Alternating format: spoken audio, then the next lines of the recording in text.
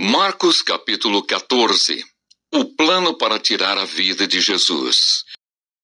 Dali a 2 dias era a Páscoa e a festa dos pães asmos. E os principais sacerdotes e os escribas procuravam como o prenderiam, à traição, e o matariam. Pois diziam, não durante a festa, para que não haja tumulto entre o povo. Jesus ungido em Betânia. Estando ele em Betânia reclinado à mesa, em casa de Simão o leproso, veio uma mulher trazendo um vaso de alabastro com preciosíssimo perfume de nardo puro. E quebrando o alabastro, derramou o bálsamo sobre a cabeça de Jesus.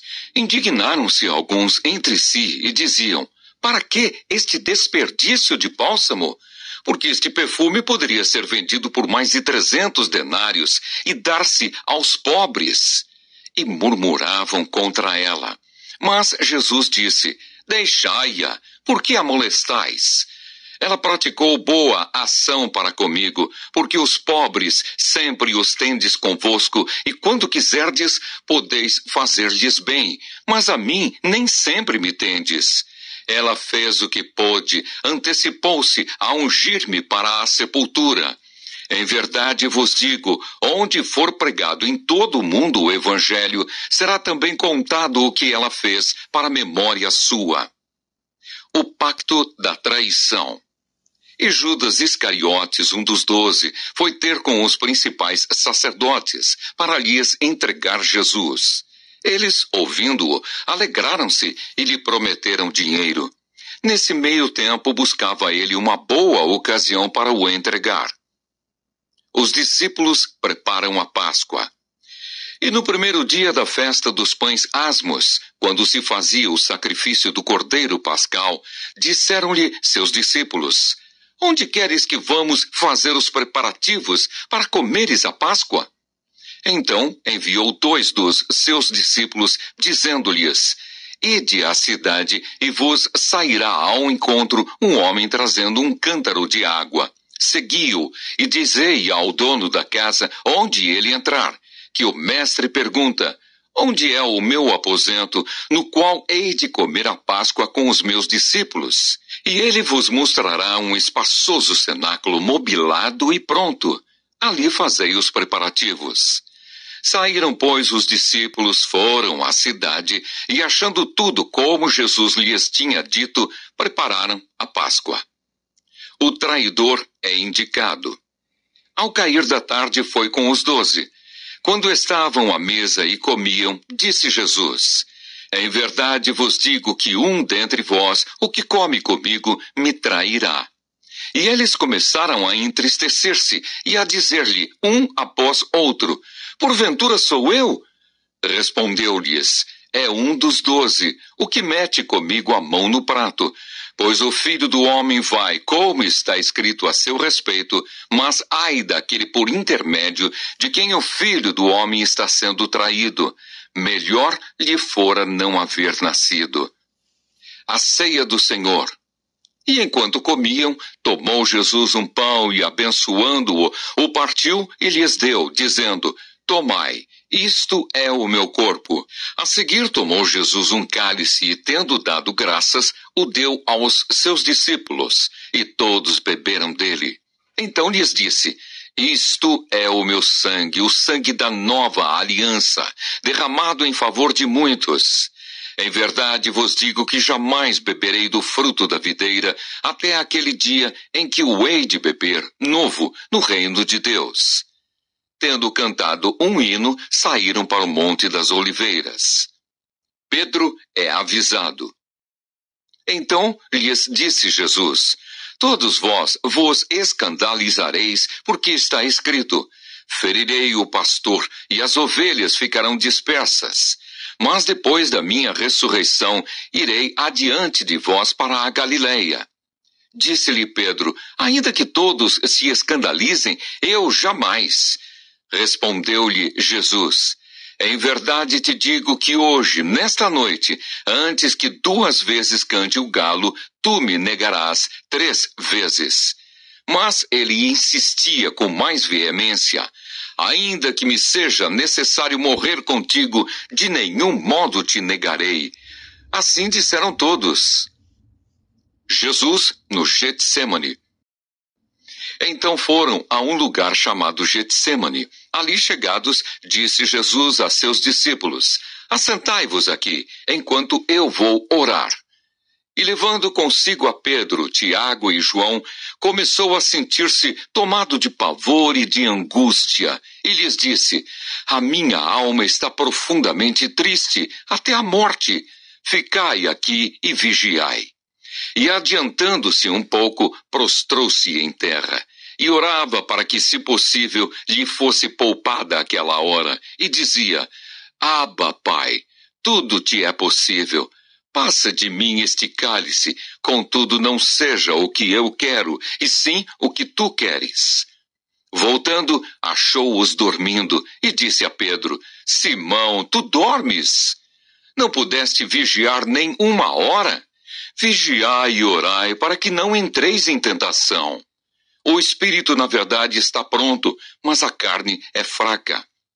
Retirando-se de novo, orou, repetindo as mesmas palavras.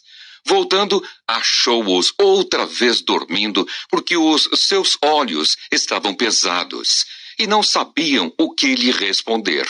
E veio pela terceira vez e disse-lhes: ainda dormis e repousais. Basta, chegou a hora.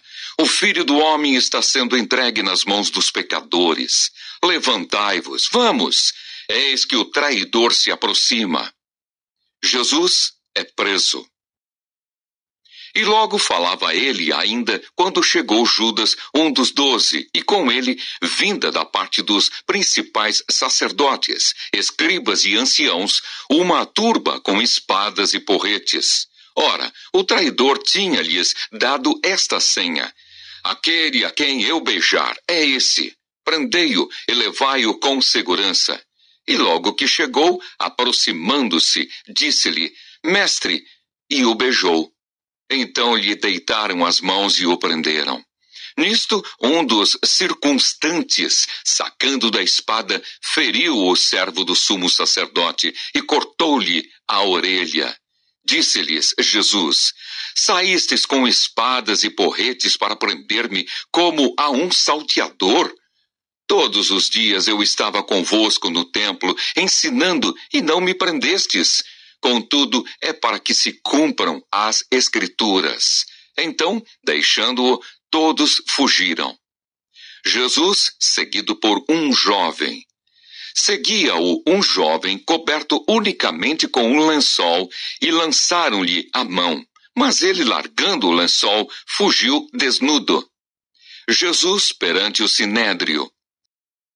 E levaram Jesus ao sumo sacerdote, e reuniram-se todos os principais sacerdotes, os anciãos e os escribas. Pedro seguira-o de longe até ao interior do pátio do sumo sacerdote, e estava assentado entre os serventuários, aquentando-se ao fogo. E os principais sacerdotes e todo o sinédrio procuravam algum testemunho contra Jesus para o condenar à morte, e não achavam. Pois muitos testemunhavam falsamente contra Jesus, mas os depoimentos não eram coerentes. E levantando-se alguns, testificavam falsamente, dizendo: nós o ouvimos declarar: eu destruirei este santuário edificado por mãos humanas, e em 3 dias construirei outro, não por mãos humanas. Nem assim o testemunho deles era coerente.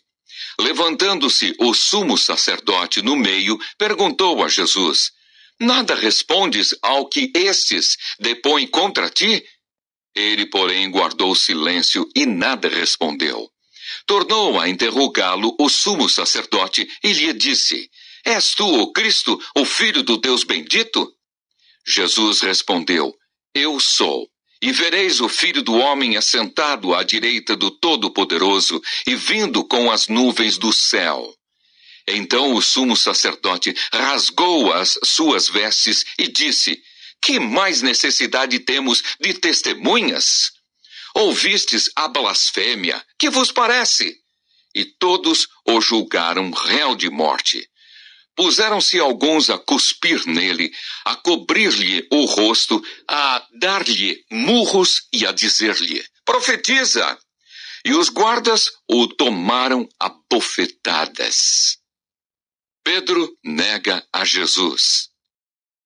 Estando Pedro embaixo de um pátio, veio uma das criadas do sumo sacerdote, e vendo a Pedro, que se aquentava, fixou-o e disse: tu também estavas com Jesus, o Nazareno.